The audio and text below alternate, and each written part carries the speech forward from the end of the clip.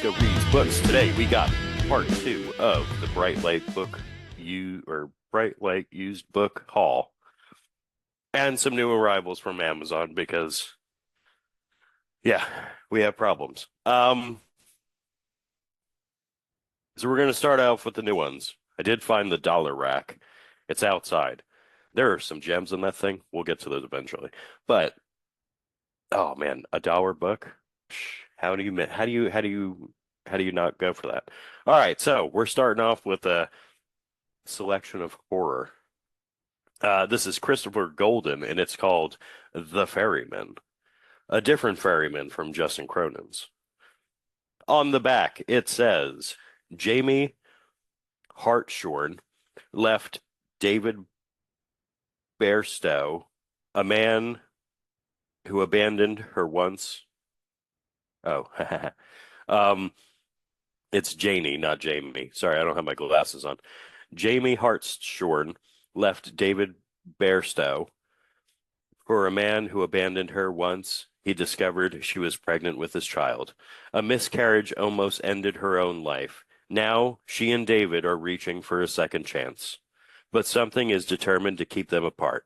Something with the power to conjure up ghosts from David's past and make them real. Something Janie knows from her near-death experience.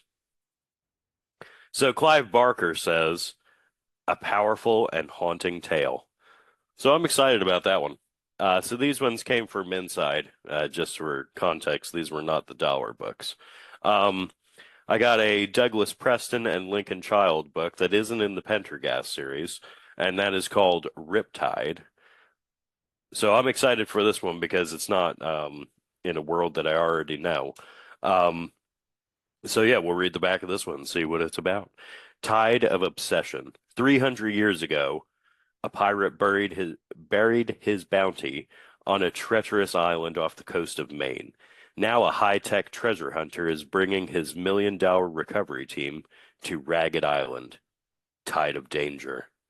They have the best hardware, the best divers, and the perfectly planned operation. There's only one problem. This island kills. Tide of Evil. First, the computers fail. Then, one man dies. And then another. And now, the wind has begun to howl, and the mysteries of Ragged Island are cracking open. Inside a rocky fortress of tunnels, traps, and tides, a priceless treasure lies waiting. And so does an imaginable evil. Riptide. So yeah, that seems awesome. And I like everything that Douglas and Preston and Child have done so far. So we'll see if that continues. The next one is a title by Robert McCammon. I haven't heard of this one before, and it's called Mine, with a cool ass little knife and a smiley face and blood on that shit. So yeah, let's see what it's about. Obsession. Laura Claiborne is a successful journalist with a successful stockbroker husband. Oh, isn't that the perfect marriage? But her marriage is foundering, and her biological clock is winding down. David, her newborn son, is the only light in her life. Mary Terrell, alias Mary Terror, is a scared survivor of the 60s, a former member of a terrorist stormfront brigade. She now festers in a world of warped memories and unrelenting rage. Quite simply, Mary Terror is mad, murderously mad. And possession. When Mary Terror steals Laura's baby and heads west, killing anyone in her way, Laura realizes that the only way to stop her is to hunt her down. But the closer she gets to Mary, the more she must think and act like her. Mine is a psychological terror of the highest order, a novel of taut and unrelenting suspense set against the panoramic backdrop of a land of lethal violence. So yeah, that sounded pretty interesting. I like more slashery type books as well. So the next pile is from the dollar rack outside. minus one that I'm going to show at the end. Um, and these ones are, they're, like I said, there's some gems in here that I couldn't say no to at $1. Um, there's a lot of David Drake on this dollar rack, apparently. I like David Drake. Um, so the first one he co-wrote with Thomas T. Thomas, because that's a name. And this is called Crisis of Empire, and it's book one in an Honorable Defense series. And of course, it has just a beautiful cover from Baen Books here. And we'll read the back. In an Honorable Defense, co-authored with Tall Award-winning Thomas T. Thomas, the crisis of empire begins with the death of the emperor. Will those who steer the course of empire stand behind his infant successor? It is a forlorn hope if even one sector governor or fleet admiral decides to grab for the purple. 1,000 planets will be consigned to nuclear fire. Yeah, so that sounds dire. Um, And yeah, dude, I love these covers. These older covers. I don't want to insult people if they're like older than me. Oh, this is like a 1988 book, and they're still making fantastic covers. What the hell happened, publishing industry? Why can't we have shit like this nowadays, other than from Baen Books? Because they still do phenomenal covers. Everybody else sucks, but Baen still has the magic. Um, The next one is David Drake. He wrote it alone, and that is Fortress. And then I can't remember if this was part of a series or not. And it's got a huge ass sticker over half of the blurb. So, all right. So we won't read that one because yeah, that's gonna sound. I'm gonna sound like an idiot if I try to read that. But yeah, I'm not sure if this one was a series or not. I want to say it was a standalone. This is book one in a duology. By David Drake, and this is called Surface Action. And we have another just beautiful cover here from Ace. Um, this one I can read most of the back until it gets to like the last couple words. Um, the final destruction of Earth did not end the battles of mankind, but it did impose certain rules on the wars of Venus. Nuclear weapons were banned. The survivors of Earth live lived in doomed colonies beneath the sea, and their battles were fought on the ocean surface. Every boy on Venus dreamed of joining a mercenary fleet, of a warrior's life on the high seas of the primitive planet, and Johnny Gordon was no exception. Son of a senator and a nephew to a great commander, Johnny has trained his whole life for battle, but never dreamed he would have the chance. Now his time has come, and Johnny is about to experience his first taste of battle, of surface action. It's the toughest job on the world, and survival is just the beginning. So yeah, I'm in on that. This is like a two, like I said, it's a duology, so I got to get book two now, because yeah, I do want to read this like semi quick. And like yeah, the dollar books, like there's some fading here and stuff like that, but like honestly, these are in pretty good shape, and for $1, like I said, like who could pass that up? Not me, obviously. Um, This was probably my favorite find on the dollar rack because one, it's a Del Rey book with a phenomenal cover by Harry Turtledove, one of my favorite alternate history guys, and this is non-interferent. The next one is in. No, that's not it. The next one is David Drake as well. This is A Way to Glory. This is part of the RNC universe. Um, which I don't know what that stands for. I should have looked that up, but that's what it's from. And then another book from there is When the Tide Rises. And these are, obviously um, Bane covers because they're still nice. Um,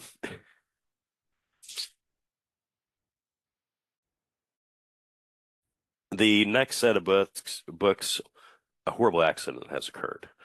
My step back cover of Reliquary, book two in Pendergast, was destroyed. Yeah, I pulled my phone out from under a stack of books and it fell on the ground, but I also had knocked a drink off with it, and it happened to be a soda. And the soda fell on top of the book, and it just doused it in sugary goodness. And now the pages are stuck together, and it's quite ruined. So I had to buy another one. Luckily, Bright Light Books had one. It's not a step back cover, but I'll take it for now. And that is my new copy of Reliquary, which I'm going to be much more careful with because that has not happened ever where I destroy a book, but it happened. All right, so the rest of these, um, I picked up basically whatever was left that I left the other day because I want the series very badly. So the first book that we got, we couldn't find book 6, which is Dance of Death, but we did find book 7, which is, or I said Dance of Death, right? Yeah, book 6 is Dance of Death. Book 7 we did find, which is the Book of the Dead, and that's like just a cool kind of Egyptian artwork on that cover, so I like that. Then we found book 8, The Wheel of Darkness, which is some more like kind of tribal art, I would assume. I don't know. I haven't really looked too much into the story yet because I don't want to like, read the backs of all the books and get spoiled on shit. We could not find Cemetery Dance, Fever Dream, or Cold Vengeance, but we did find book 12 in the taller mass market paperback. So just for reference, it's like the 7-inch instead of the 6-inch ones. Um, and we found two graves. So this is book 12, and then we found White Fire, which is book 13, and this one is going to be like super bright because I have my computer screen on over there, so it's like extra bright white right in your eyes. Um, and this one, the cover on this one looks amazing. I love that like snowy cover with the blood footprints leading into the woods. That's just cool. And then we found the next book, book 14, which is Blue Labyrinth, with another just pretty good cover for when it came out. And it's not from Bane Books, it's from Vision, Fiction Vision. I don't know. I've never heard of them.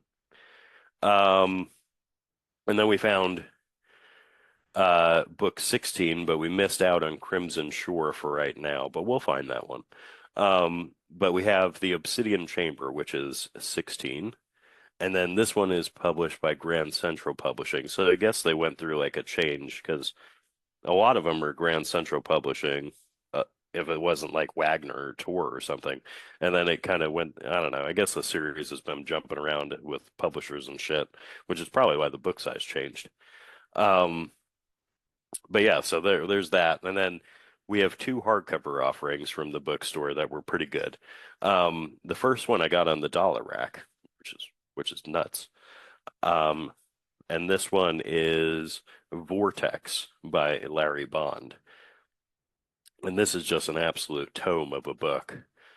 And for $1 in its very lightly used condition, I was like, somebody had to fuck this up because this does not seem like it belongs on the dollar rack, but I will certainly take it for $1. Um, and then the next one wasn't on the dollar rack, but it was just something that I wanted. And now, to preface this, I do not read a lot of nonfiction about writers, like at all. I think this will be like maybe the second biography because I did read On Writing by Stephen King, and it was fucking terrible, the whole book. Um, but we did find the Brian Lumley Companion, and I'm excited about this to learn more about the man behind books. Um, edited, so I'll just read you the jacket copy just because, like, why not? Edited by Brian Lumley and multiple Bram Stoker award-winning winner Stanley Waiter. The Brian Lumley Companion is an indispensable guide to the life and works of Brian Lumley. This companion is illustrated with photos of the author's private collection and reproductions of Hugo Award winning Artist Bob Eggleton's eye-catching cover art for Lumley's works. Contributors to the Brian Lumley Companion include some of today's most noted experts on horror fiction, including W. Paul Ganley, founder of Weird Book Press and two-time winner of the World Fantasy Award, Stephen Jones, co-editor of Horror 100 Best Books and winner of multiple World Fantasy, British Fantasy, and Bram Stoker Awards, Robert M. Price, author of H.P. Lovecraft and the Cthulhu Mythos, and one of the most respected analysts of Lovecraft fiction, Robert Weinberg, an acknowledged specialist in weird fiction, and Stanley Wader, host of the TV series Dark Dreamers. In the Brian Lumley Companion, Lumley aficionados will find an overview of Lumley's career for his first short fiction up to his present-day essays comparing Lumley and H.P. Lovecraft, and lengthy interview with the author that delves into the heart of Lumley's relationship with the writers and editors who inspired him and the fans who support him. Analysis of Lumley's short fiction and novels, and an interview with Bob Eggleton that delivers insight into the development of his striking covers for the Necroscope series and other Brian Lumley works. This companion also includes complete listings of the first publications of each of Lumley's novels, short fiction, and poetry. Major attractions are detailed concordances that focus on individual novels and series, including the three Psychomech titles, the Dreamlands and Primal Land series, and each volume in the Necroscope series. As a special treat, Brian Lumley Companion includes 3 short stories by Brian Lumley that have never been released before.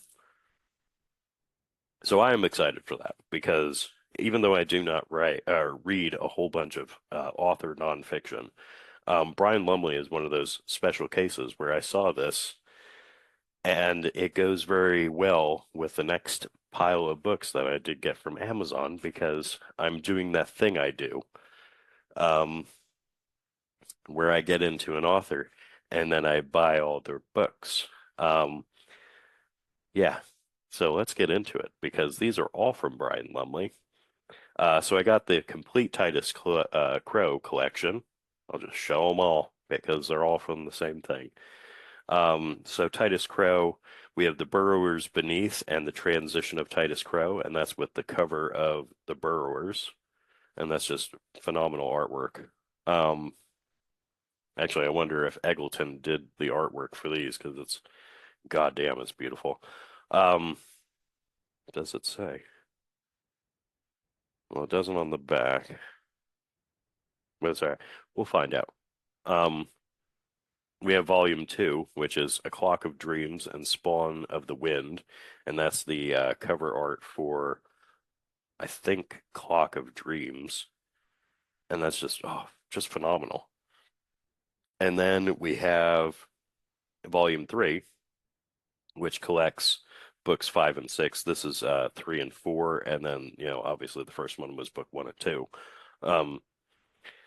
This one has In the Moons of Borea and Elysia. And yeah, these are just phenomenal. I found these on Amazon, and even though they're like the print on demand copies and they don't exactly line up because fucking print on demand, but you know, I have them now, and that's what matters, right? Because yes, I needed them because I do really like Brian Lumley. So the next ones are the Necroscope books, and these are also the trade paperback versions because I got volume 1 of the Necroscope in this size, so I needed to continue that because I'm that kind of person. The books need to be of the same size. But I will get the vintage paperbacks here very soon. So first we have number 2, Vampiri. Um, and that I like these covers quite a bit, but they're not as good as the originals. But we will get back to those.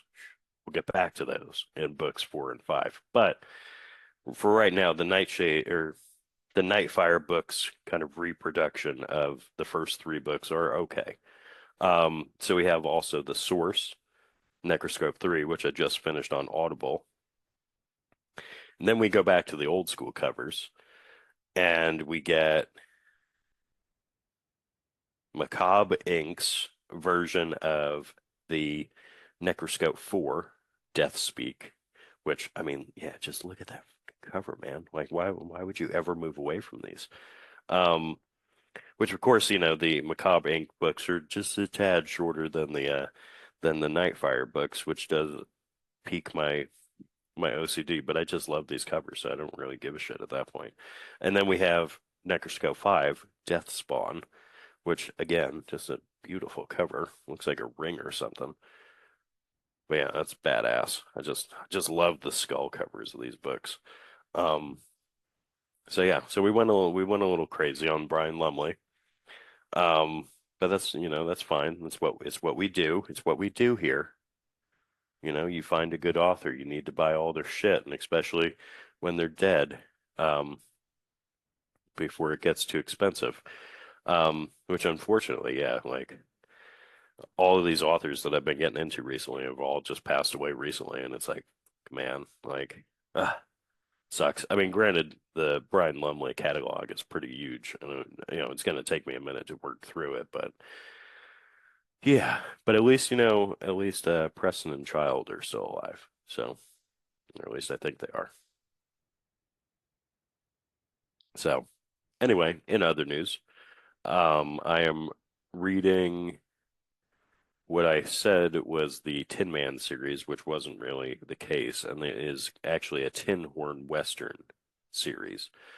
And this is Never Let Them See You Bleed. I was going to do the Fort Misery book too, but like I said, it was late. In the Exorcist review, I finished the Exorcist like super late, and I was already in bed, and I didn't really feel like going outside and like going to my car to get it because I brought it to my kid's baseball tournament, thinking I was going to read it, and then didn't. Um, so yeah, I didn't feel like going out to get it, so I was like, ah, fuck it, I'll grab the other Western.